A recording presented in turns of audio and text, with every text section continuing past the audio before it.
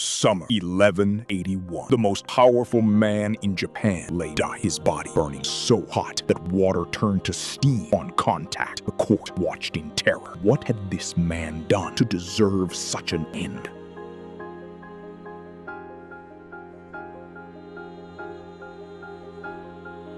He ruled an empire with no crown of his own. 4 years after his death, his entire bloodline was annihilated. What did Taira no Kiyomori do to bring his own family's destruction? For centuries, the Fujiwara clan had ruled Japan from behind the throne, not through armies, but through marriage. Emperors were puppets, manipulated by aristocrats who never lifted a weapon. Warriors existed only to serve, hunting bandits and guarding borders, never touching the machinery of real power.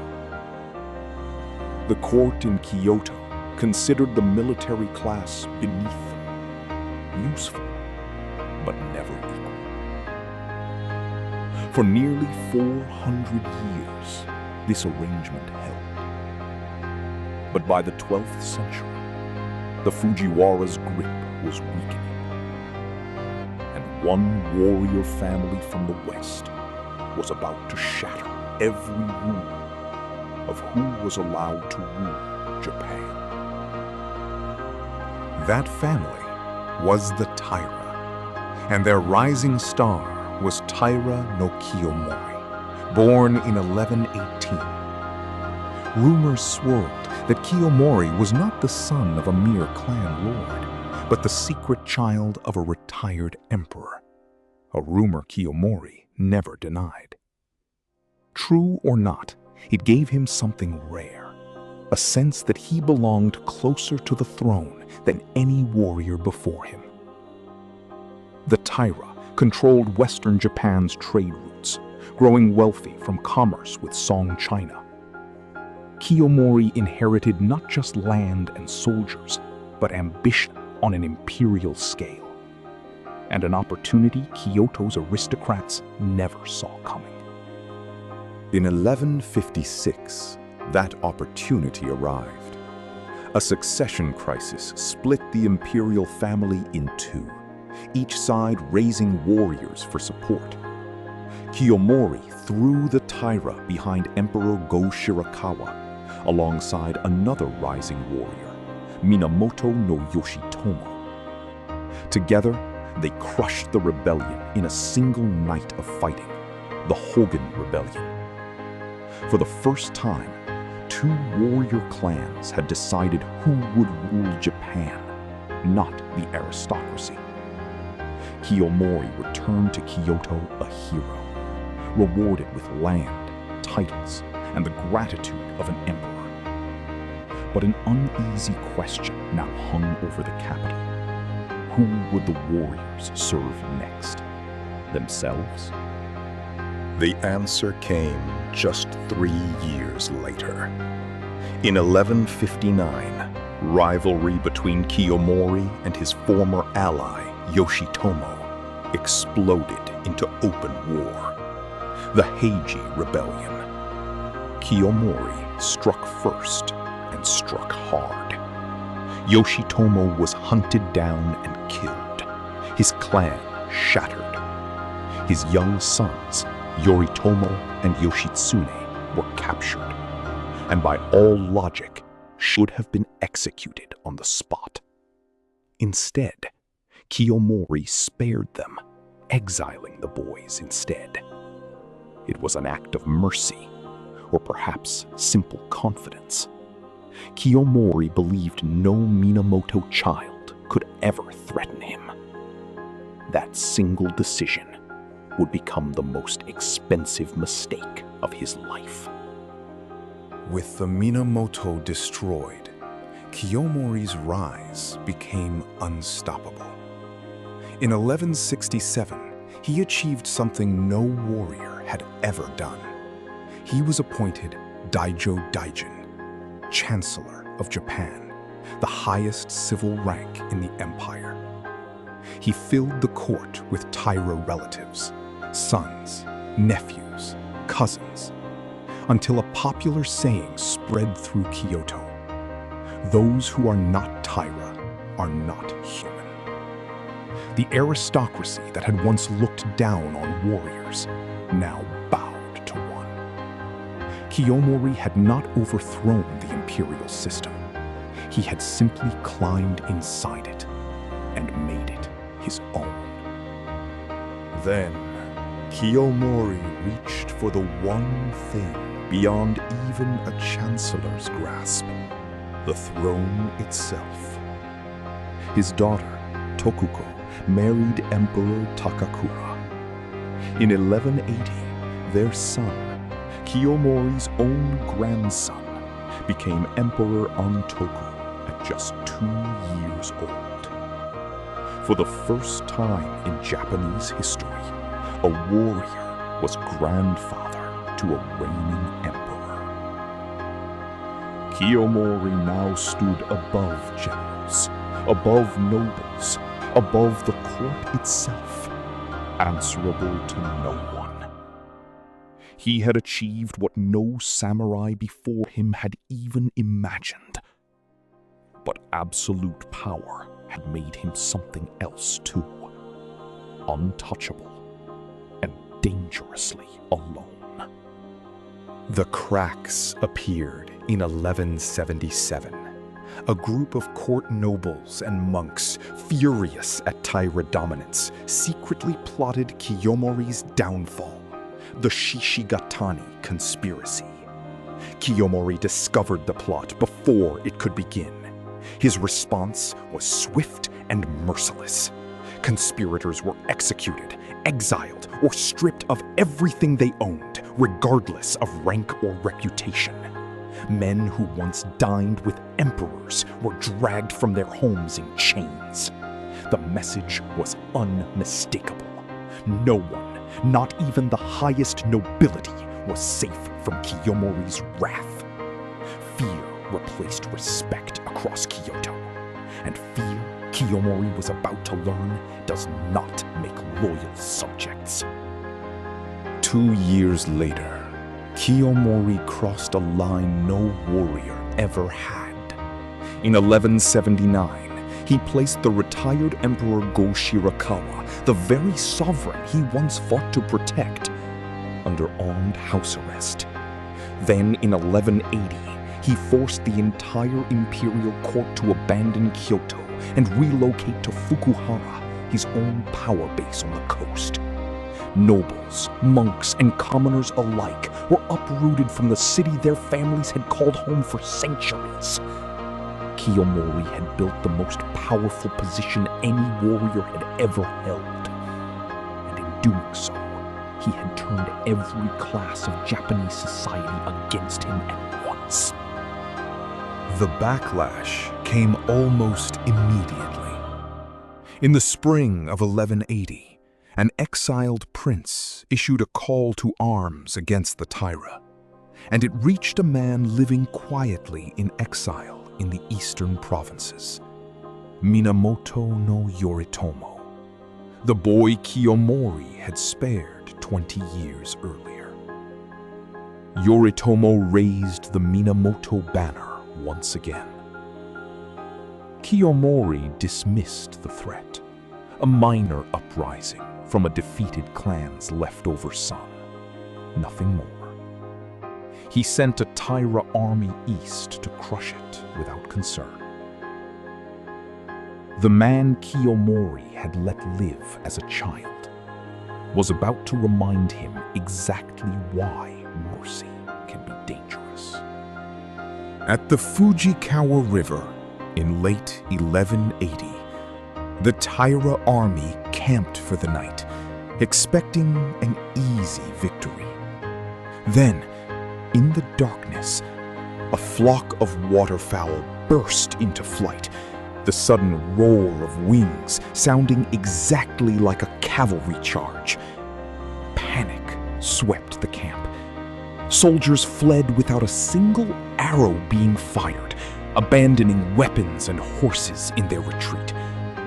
It was a humiliation and an omen the superstitious capital could not ignore. Back in Kyoto, Kiyomori, now gravely ill, received the news of the rout. The empire he had spent his life building was beginning, for the first time, to slip. In the spring of 1181, Kiyomori fell into a violent fever. According to the Heike Monogatari, his body burned so hot that water poured over him to cool his skin instantly turned to steam, never reaching him. Servants who tried to approach were driven back by the heat radiating from his bed. To a court that already believed Kiyomori had angered the heavens by imprisoning a retired emperor and overseeing the burning of sacred temples in Nara, there was only one explanation. This was not illness. This was divine punishment, arriving exactly as the warnings had predicted. As death approached, Kiyomori reportedly refused all Buddhist funeral rites, unusual for a man of his era. Instead, according to legend, his final request was defiant to the end. "Bury me without ceremony," he is said to have demanded, "and send no prayers after me, only the heads of my enemies as an offering at my grave." Whether or not the words are accurate, they capture how Kiyomori was remembered. A man who, even facing death, refused to bow to anything. Not the gods, not tradition, not the emperors he had spent his life controlling. At the moment Taira no Kiyomori died, the clan he had built controlled more of Japan than any family in history. An emperor on the throne was his own grandson. The court was filled with his relatives, and rival clans had been crushed or exiled. By every measure, the Taira were unbeatable. And yet, within 4 years, none of it would remain. Kiyomori's son and successor, Minamoto, lacked his father's ruthless political instincts. The nobles Kiyomori had terrorized saw their chance and turned against the Taira almost overnight. The Minamoto, led by Yoritomo and his brilliant younger brother Yoshitsune, gathered allies across the country, warriors who just years earlier would never have dared defy the Taira. Kiyomori had spent his life making enemies who feared to act while he lived. The moment he was gone, every one of those enemies moved at once. The empire built on intimidation collapsed the instant the intimidator disappeared. By 1183, the unthinkable had happened. The Taira were driven out of Kyoto entirely. They fled west, taking with them the 7-year-old Emperor Ontoku, Kiyomori's own grandson, along with the imperial regalia, the sacred symbols of the emperor's legitimacy. A reigning emperor on the run, carried by a collapsing warrior clan toward the sea. It was a sight the Japanese court had never witnessed and would never forget. Proof of just how completely the balance of power had reversed in only 2 years.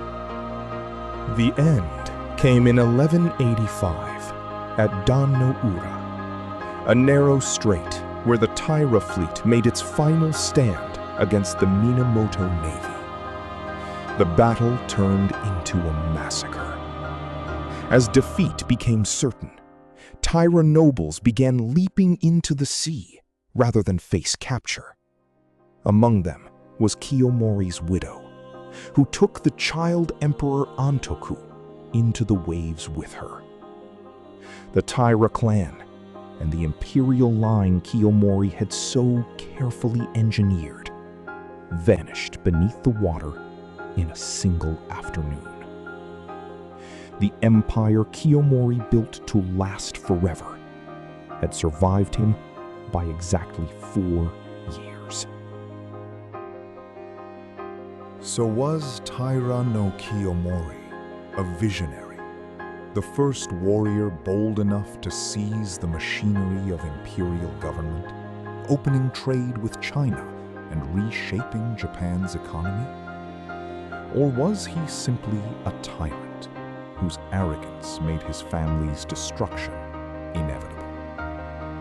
Historians still argue both sides, but the storytellers of the generation that survived his fall had already chosen their answer, opening their account of his life with a single famous warning. Pride, no matter how absolute, never lasts. For more than 800 years, Kiyomori has remained Japan's most enduring lesson in what power costs the men who hold it. Pride had destroyed an empire built across the entire country. But 4 centuries later, on the island of Shikoku, one warlord would build an empire of his own, uniting every rival clan under a single banner. He believed nothing could stop him. He was wrong. Next time on Samurai Chronicles, the rise of Chosokabe Motochika, the last lord of Shikoku, and the impossible ambition that brought the most powerful army in Japan to his door. Taira no Kiyomori spent a lifetime building a power no warrior had ever held, and lost it within 4 years of his death, leaving behind only a legend and a warning. If you enjoyed this story, subscribe for new episodes of Samurai Chronicles every day. And let us know in the comments, was Kiyomori a visionary ruler, or simply a man undone by his own pride?